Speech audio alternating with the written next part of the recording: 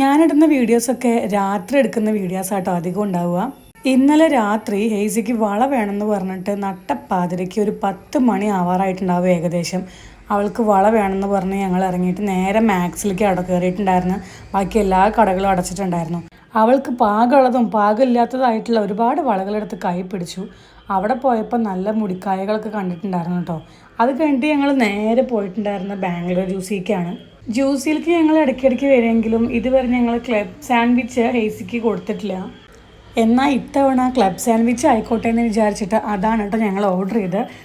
എവിടെ പോയി കഴിഞ്ഞാലും ഫ്രഞ്ച് ഫ്രൈസ് മസ്റ്റാണ്. ഹെയ്സിക്ക് ഫ്രഞ്ച് ഫ്രൈസ് നല്ല ഇഷ്ടമാണ്. അങ്ങനെ അത് ഓർഡർ ചെയ്ത് ഞങ്ങളിങ്ങനെ കുറേ ഫോട്ടോസും വീഡിയോസൊക്കെ എടുക്കാൻ വേണ്ടിയിരുന്നു കേട്ടോ. അതിൻ്റെ ഇടയിൽ കൂടെ ഹെയ്സിക്ക് ഇന്നലെ ഒരു പുതിയ ബാഗ് വാങ്ങിച്ചിട്ടുണ്ടായിരുന്നു. അപ്പോൾ ആ ബാഗിൻ്റെ ഷോ ആയിട്ടോ കാണിക്കുന്നത്. അങ്ങനെ ഓർഡർ ചെയ്തിട്ടുള്ള മിൻറ്റ് ലൈമും ക്ലബ് സാൻഡ്വിച്ചും വന്നു കേട്ടോ. കാണാൻ തന്നെ എന്ത് രസമാണെന്ന് നോക്കിയേ.